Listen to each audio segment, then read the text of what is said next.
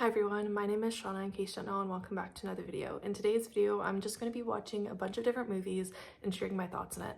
So my thought process for doing this video and for committing myself to watching a movie pretty much every day for the next 9 days or so is for two reasons. First of all, I'm house sitting, and when I house sit, I tend to watch movies as opposed to series because I have this pet peeve of mine where I don't want to be in the middle of a series on someone else's account and then switch to my own account and start watching the rest of the series because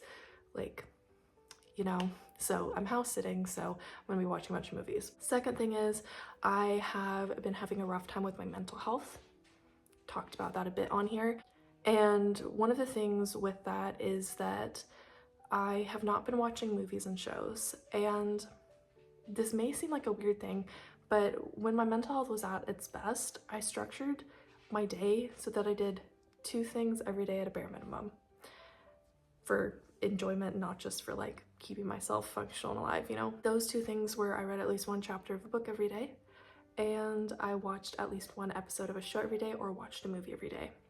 And that really helped my mental health be at a really good level. So I'm hoping that by forcing myself to watch a movie every single day, I will be reintroducing things that I enjoy back into my lifestyle and hopefully building a habit of prioritizing doing things that I enjoy and not just prioritizing making it through each day and distracting myself, but instead just doing things I enjoy, you know? So I went on HBO Max, or Max, I refuse to call it Max, I just call it HBO Max, and I've inputted every single movie that is on my list of stuff that I want to watch. So I'm gonna spin this and we're gonna see what I get. There is the first Harry Potter movie on here with the magical movie moments, and if I get that one, then I'll add Chamber of Secrets on. I have not seen the magical moments version, but also I haven't been watching Harry Potter as much this year as normal, so that's something that could bring me joy. But let's see what we get, because I sort of am in the headspace where I can't choose what I want to do. So it's gonna be a mystery that chooses it.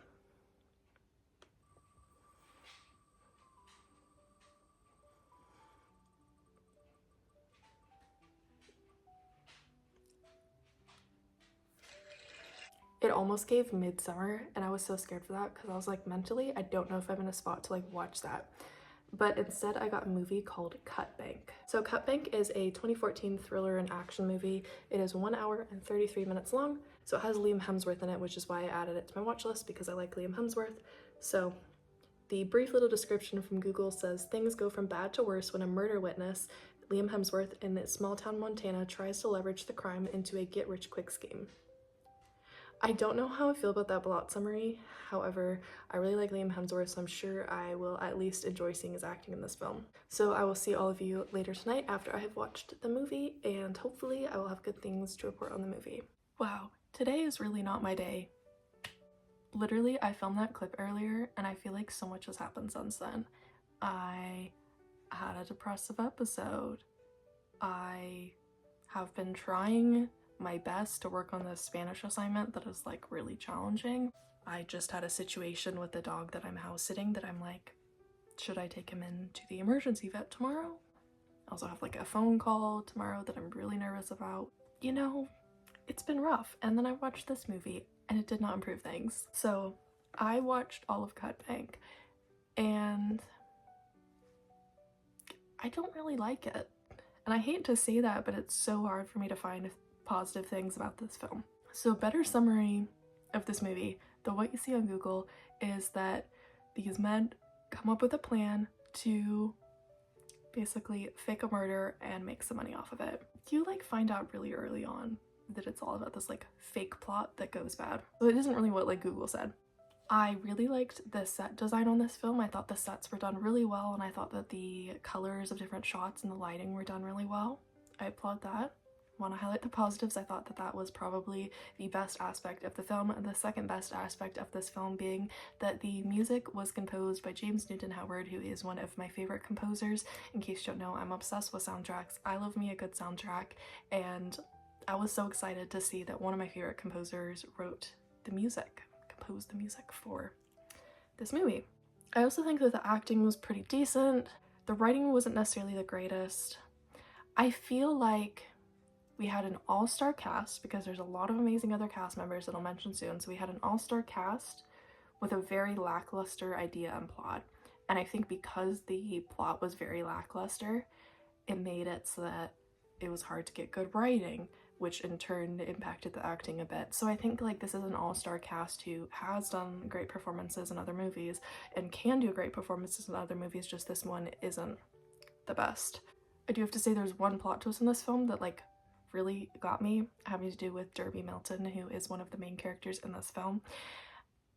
And before the plot twist, I was like, get your own lunchbox, Derby. We wouldn't be in this mess if you got your lunchbox. And I was like, everyone just thinks you're weird, you're like a little quirky, it's fine.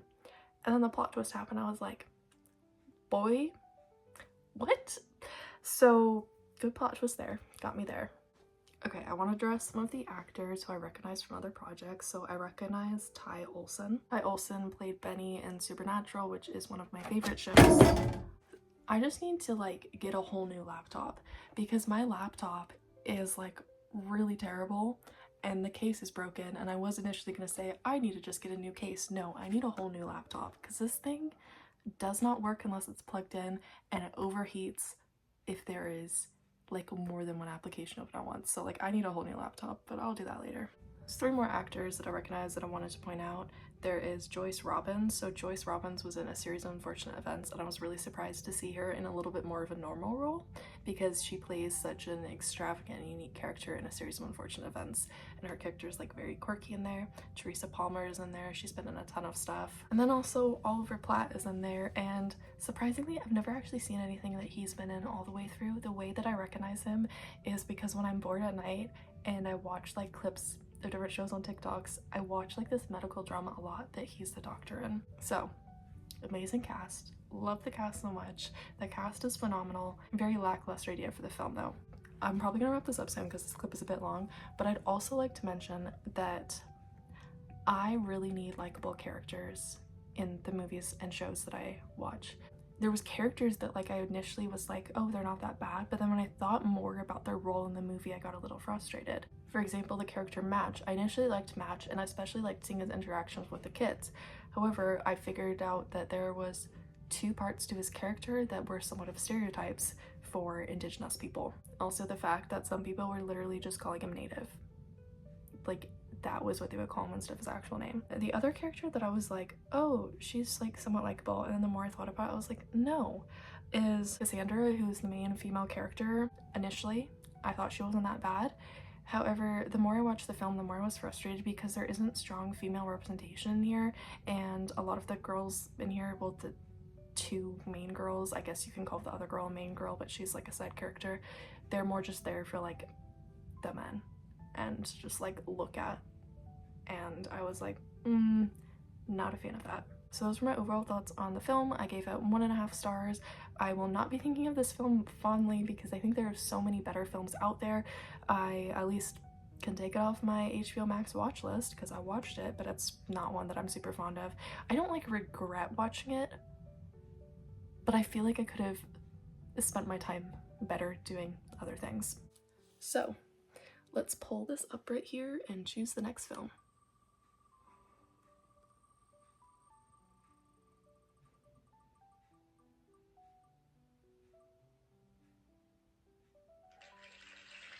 It chose for me The Secret World of Arrietty. I actually wanted to watch this film when I was a kid and it was first coming out. However, I didn't end up watching it back then, but now I'm going to be able to watch it. I want to watch all of the Studio Ghibli films, so I went over onto HBO Max and I added all of them onto my watch list, and I've watched quite a few this year. However, The Secret World of Arrietty is one that I hadn't gotten around to watching yet. So this was a 2010 film, which came out when I was 9 or 10.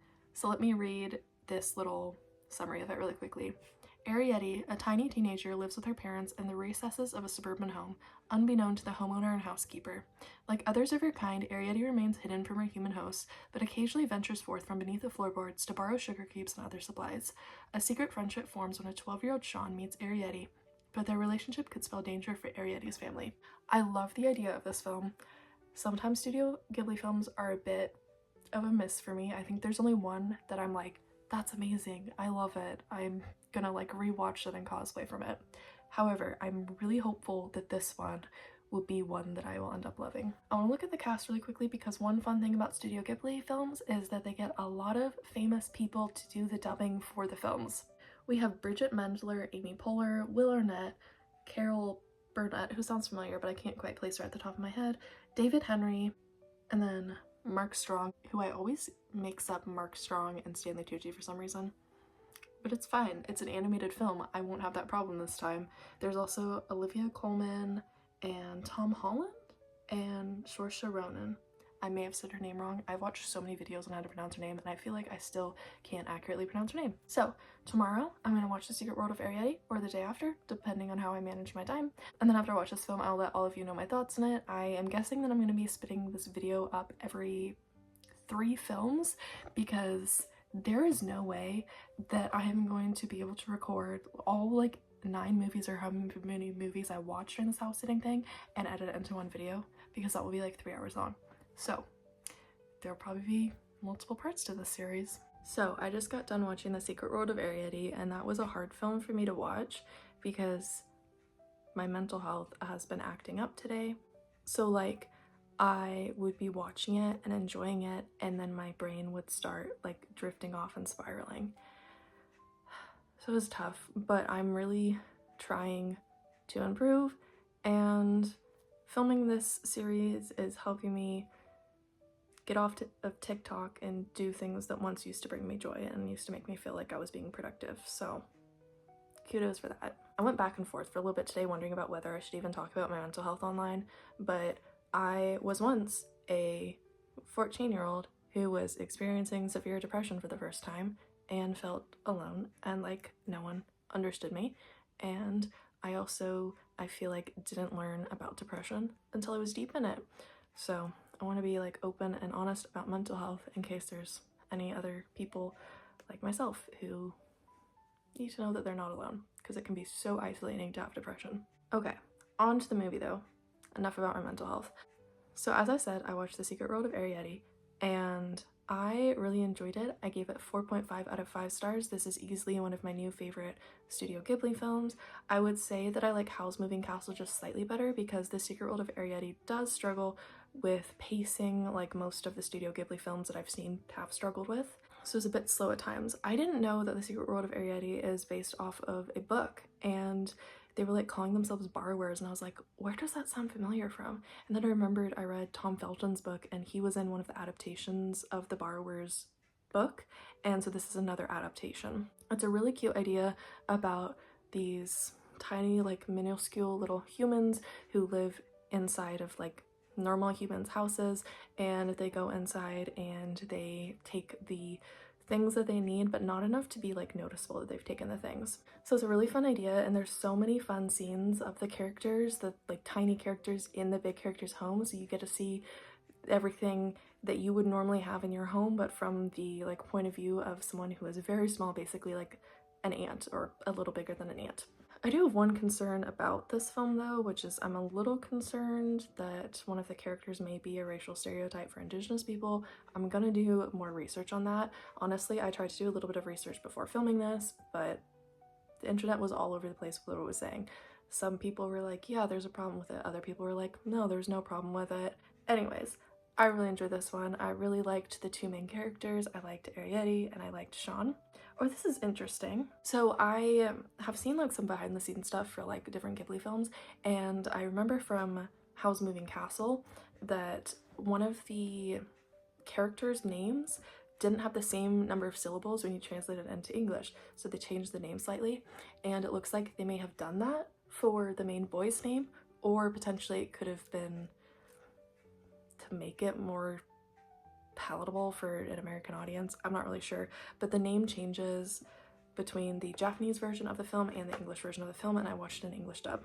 My light died on me because my laptop died. We love that. So yeah, overall a really fun, cute, adorable film. I probably would have loved it even more if I'd watched it when I was 10 when it first came out. However, I still like it now as an adult. I added Arrietty into my cosplay plan list for the future because I think she's a really fun character and I feel like she'd be really fun to cosplay, especially because I'd have that big prop of the like pin, you know? And I'd be able to make it like giant human size, and I think that would be really fun. So talked a little faster tonight, in part because I would like to do productive things with my day because I feel like I haven't been very productive today. And so last night I was working on like my Spanish essay and it's at 274 words. So I'm gonna go in, add a little more stuff, revise it, maybe turn it in, or I might work on voting because my ballot is here. I take voting really seriously. I think it's a really important right that we have in the United States, and I think we should all utilize our right to vote, and I'm very passionate about that. My birthday is November 3rd, and so around my birthday every year, I'm like, guess what, everybody online, the best thing you can do for my birthday is vote and read about the measures and about the candidates, because I'm not the kind of person who's going to be like, vote all one political party or vote all different political party. I'm like, do your own research, make your own decisions, and educate yourself before making a decision. Don't just vote one thing because you have family who votes it, or don't just vote one thing just because all your friends vote that way, you know? Anyways, enough of that. Turning on the volume, even though I find the volume slightly annoying when they do the clapping.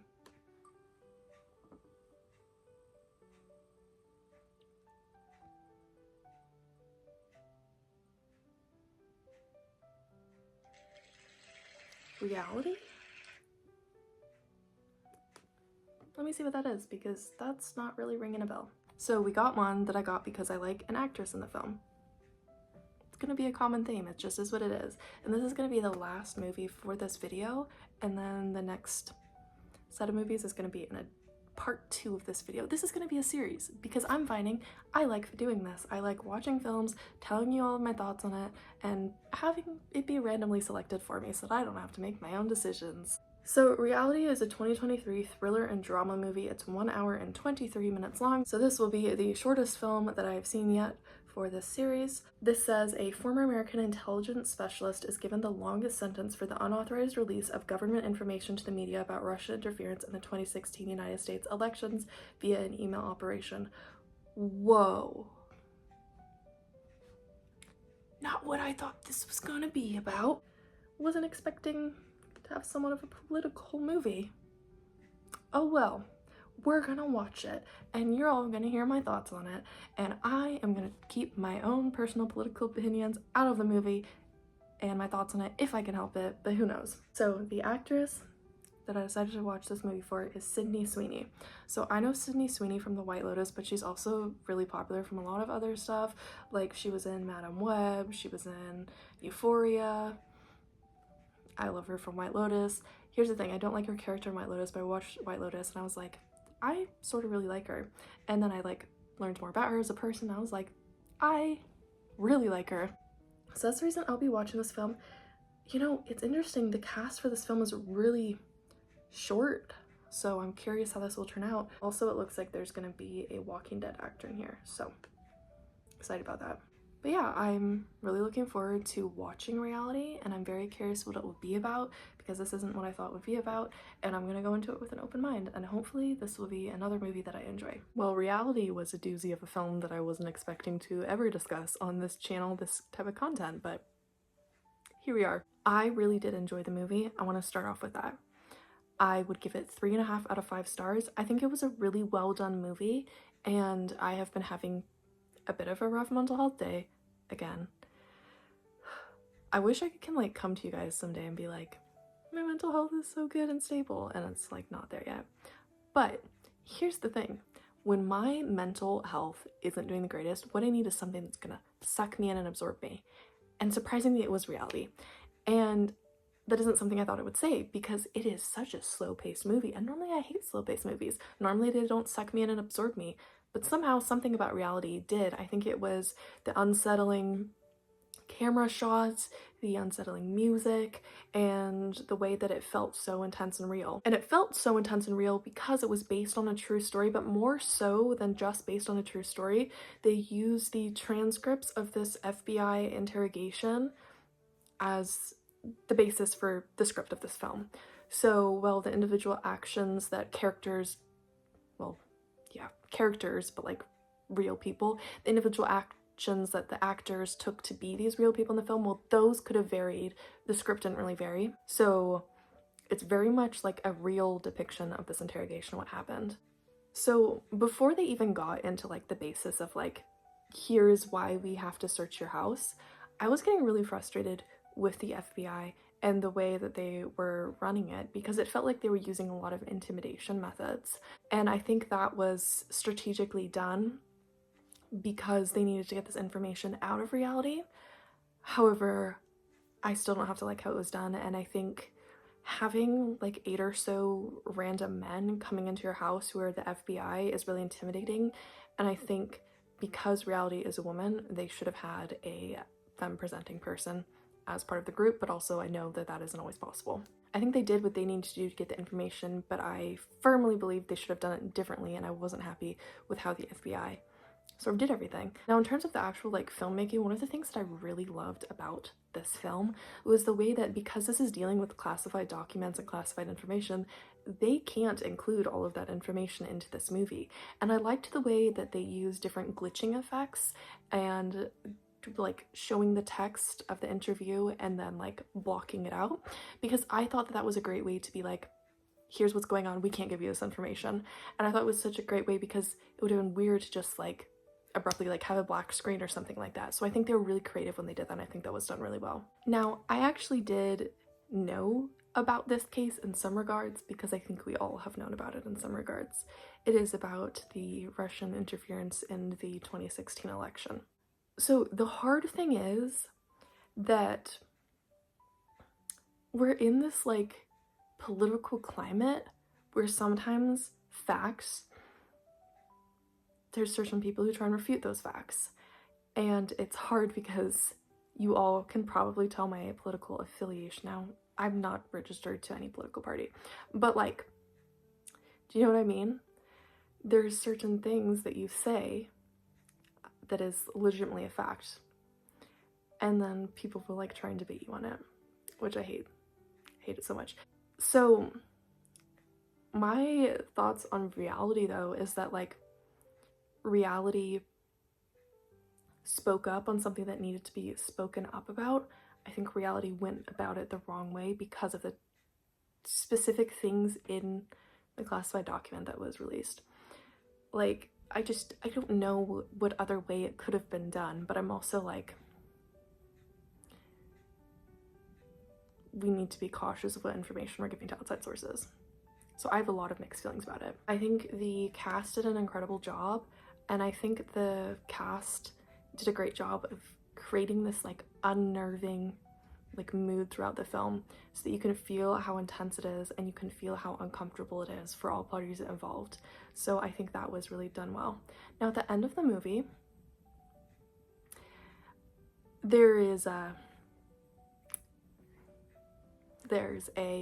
separation of owner and of pets.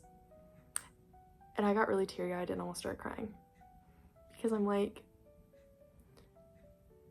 if you do the right thing and you have to go to jail for it by being a whistleblower, you're gonna have to be separated from everyone. And the pets one is what kills me, because you don't have the capability to talk to your pet and have your pet understand why you did the things that you did and why you're going to jail, but like for good reasons. Like, pets don't understand that. They just will be sad because they're away from their owner, and that part killed me. It could also be because my mental health hasn't been great that I was really overly emotional with that. I didn't cry.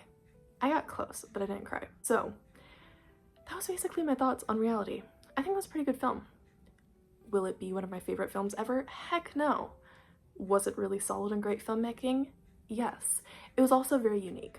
So I think it's a film that would be one that's interesting to check out, especially if you like filmmaking or political stuff, or if you like based on true stories that are fairly accurate, because again, they use the transcript of the interrogation. So those were the 3 movies I am going to be talking about for the first part of this series, where I'm having a random wheel generate what movies I'll be watching.